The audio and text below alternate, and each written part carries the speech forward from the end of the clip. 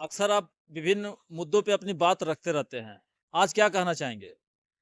आज का जो विषय है वो the any and EC railway employees multi state primary cooperative bank का एजीएम है।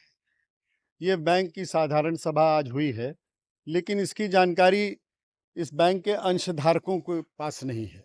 इसकी वाइड स्प्रेड पब्लिसिटी नहीं हुई।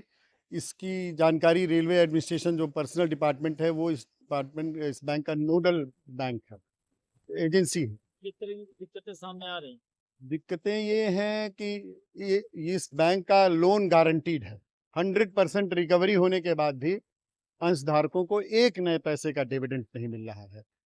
जिस बैंक में लोन की रिकवरी 100% हो, उस बैंक में अगर अंशधारकों को डिविडेंड नहीं मिले, इसका मतलब कि कुछ गड़बड़ है, कहीं व्यवस्था गड़बड़ है, इसीलिए अंशधारकों को लाभांश नहीं मिल रहा है।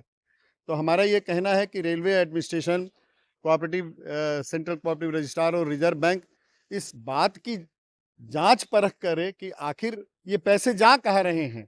हम हर साल 80 से 90 करोड़ रुपए किस्त के रूप में देते हैं।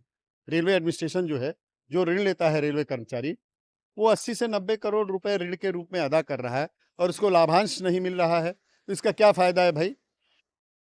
और ये हम चूँकि ट्रेड यूनियन करते हैं, हम ड्यूटी बाउंड हैं रेलवे के कर्मचारियों के हितों की हिफाजत के लिए, इसलिए इस बैंक के में जो भी गड़बड़ियाँ होती हैं, उसके सवाल को उठाते रहते हैं और इसको पूरे जो भी इसके डिपार्टमेंट कंसर्निंग है, वहाँ हम संवाद करते हैं, उन लोगों को बताते हैं कि ये गड़बड़ियाँ हो रही हैं, इसको ठीक करिए। तो जो ये मिसमैनेजमेंट दिख रहा है, इसकी सूचना आपने कहीं दिया है? हमने सबको दिया है, हमने सेंट्रल कोऑपरेटिव रजिस्ट्रार को दिया है, हमने रिज़र्व बैंक को दिया है, तमाम हम लोगों की कंप्लेंट पर चीज़ों की जाँच भी शुरू हुई है और ये पूर्वोत्तर रेलवे कर्मचारी संघ का एक बड़ा योगदान है कि अब बहुराज्य जो सहकारी समितियाँ हैं इस देश की, उनके चुनाव के लिए कोऑपरेटिव इलेक्शन अथॉरिटी का गठन हुआ है और अब कोई भी बोर्ड, आउटगोइंग बोर्ड बैंक के निदेशक मंडल और साधारण सभा का चुनाव नहीं करा पाएगा।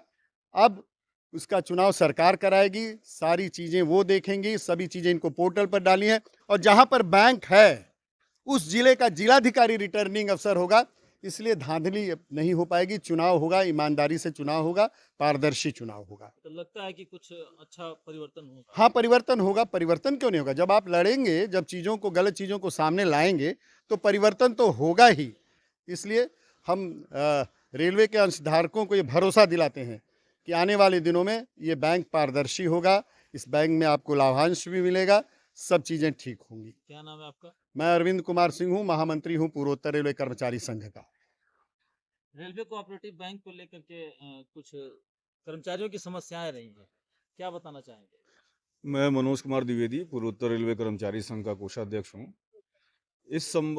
कोऑपरेटिव बैंक को लेकर के हमने पिछले दिनों जुलाई में सेंट्रल रजिस्ट्रार कोऑपरेटिव्स को एक पत्र दिया था, जो इसमें धांधलियाँ हैं, जो इसमें गड़बड़ियाँ हैं, उसको लेकर के, जिस पर सेंट्रल रजिस्ट्रार कोऑपरेटिव्स ने यहाँ के बैंक के सीईओ को एक 8-10 बिंदुओं का एक पत्र लिख करके उनको कहा है कि आप ये सारे जो शिकायतें आई हैं अंशधारक, चूँकि मैं इस बैंक का अंशधारक भी हूँ, तो जो हम लोगों ने शिकायत की उसका संज्ञान लिया और इनको सुधार करने का निर्देश भी दिया है। कोऑपरेटिव बैंक को अक्सर कहीं न कहीं आपको शिकायत आई थी कि वहाँ अंशधारकों के हित रक्षित लग रहा है।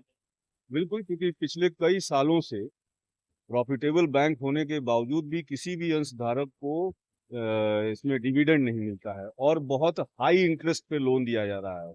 अगर आप देश के अन्य कोऑपरेटिव बैंकों और खासकर रेलवे के कोऑपरेटिव बैंक्स को देखें, तो बहुत कम इंटरेस्ट पे वहाँ पर लोन दिया जाता है और यहाँ पर बहुत हाई इंटरेस्ट पे लोन दिया जाता है और बावजूद इसके कोई डिविडेंड नहीं मिलता है।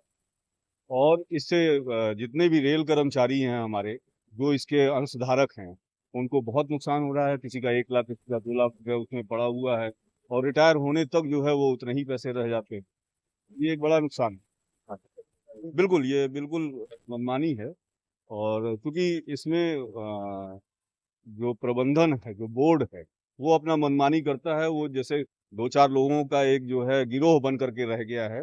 मतलब इसके कि एक प्रॉपर एजीएम हो, चुन करके जब आते हैं डेलीगेट्स, वो अपनी बात रखते हैं, तो डेलीगेट्स चुन करके तो आए नहीं, उनको बैठ करके अपने हाथ से बनाया गया, कहीं चुनाव नहीं हुआ, किसी शेयर होल्डर ने वोट नहीं डाला, तो इसलिए वो उनके इशारों पे नाचते हैं। और बैंक के जो कर्मचारी हैं, जो बैंक में काम करते हैं, क्योंकि हम लोग ट्रेड यूनियन लीडर हैं, तो हम उनके भी दर्द को समझते हैं। आपको बताएं कि इस any railway multi state cooperative bank के जो कर्मचारी हैं, 200 सवा 200 करीब कर्मचारी हैं, इनको पिछले 3 सालों से डीए नहीं दिया जा रहा है, जबकि इनकी सेवा शर्तें जैसे इंडियन रेलवे इस्टेब्लिशमेंट मैनुअल से हमारी सेवा शर्तें तय होती हैं, उसी तरह बैंक के बायलॉज में लिखा हुआ है कि बैंक के जो कर्मचारी हैं, उनकी सेवा शर्तें वैसी ही रहेंगी जैसे रेलवे के कर्मचारियों की। उनको ना डीए दिया जा रहा है, ना उनको इंक्रीमेंट दिया जा रहा है, ना उनका प्रमोशन समय से किया जा रहा है। और यहाँ तक कि यदि कोई कर्मचारी कुछ आवाज़ उठाने का प्रयास करेगा तो उसको ट्रांसफ़र और रिमूवल तक का उसका काम किया जा रहा है। और ये बोर्ड करता है जो स्वयं रेलवे कर्मचारी है। कर्मचारी डर रहा है कि हमको कहीं हटा ना दिया जाए। बिल्कुल, बिल्कुल, वो हमेशा वो 24 घंटे इस डर में रहते हैं। डर का ही नतीजा है कि एक तुगलकी फरमान आज जो सचिव और बोर्ड है, इन्होंने एक तुगलकी फरमान जारी किया कि सभी कर्मचारी 20-20 लाख रुपया बैंक में जमा करें।